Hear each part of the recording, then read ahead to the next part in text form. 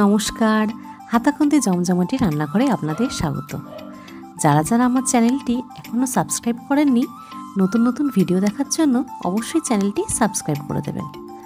আজ চলে এসেছে একটা নতুন রেসিপি নিয়ে, একটা শুক্তোর রেসিপি। এটা হচ্ছে ঢুলা শাকের শুক্তোর রেসিপি। এটা দেখতে অনেকটাই লাল শাকের মতো লাগছে ঠিকই, কিন্তু এটা লাল শাক নয়, এটা হচ্ছে ঢুলা শাক।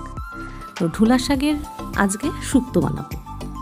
তো তার জন্য দেখুন, শাকটাকে আমি একদমই কুচিয়ে কুচি করে নেব না, শাকটাকে একটু বড় বড় সাইজের আকারে কেটে নিলাম। এবারে তার মধ্যে শুক্তোতে মোটামুটি যা যা সবজি লাগে আমি সেটা এক এক করে দিয়ে দেব। তার জন্য একটা বেগুন দিয়ে দিলাম, 4টে মতন ঝিঙে আমি এখানে দিয়ে দিচ্ছি।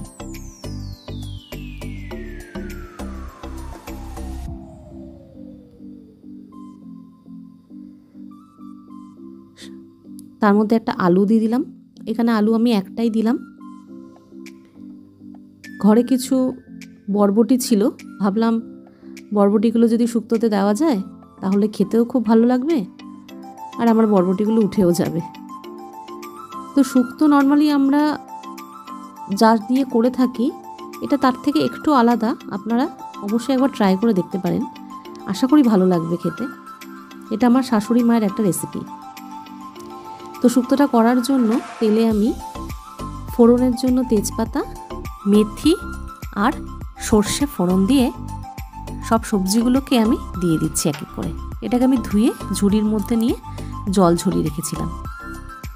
এখন সব সবজিগুলোকে দিয়ে দেব। তার মধ্যে নুন আর হলুদ দিয়ে 10 মিনিট মতন আমি চাপে ঢেকে রাখব। চাপে ঢেকে রাখার পর দেখুন সবজিগুলো মজে গেছে আর বেশ নরম হয়ে গেছে।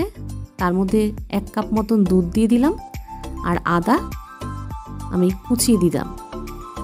স্বাদ মতন একটু চিনি দিয়ে দিলাম, দিয়ে আরেকটু নাড়াচাড়া করে আমি এখন এর মধ্যে 1 চামচ মতন ঘি দিয়ে দেব। শাক সাধারণত আমরা সবসময়তেই একটু শাক ভাজা খেতে পছন্দ করি বা শাকের তরকারিও খেতে পছন্দ করি, কিন্তু এটা একটা শুক্তো রেসিপি, এই শাকটা দিয়ে হয়। এটা আপনি চিংড়ি মাছ দিয়েও খেতে পারেন, আমার শাশুড়ি মা বলেন সেটা দিয়ে খেতেও নাকি ভীষণ ভালো হয়। তো আপনাদের আরেকদিন চিংড়ি মাছ দিয়ে করে আমি রেসিপিটা দেখাবো। আমার রেসিপিটা যদি ভালো লেগে থাকে তাহলে অবশ্যই একটা কমেন্ট করে আমাকে জানাবেন, একটা লাইক, একটা শেয়ার করে দেবেন। দেখা হবে একটা নতুন রেসিপি নিয়ে, ভালো থাকবেন।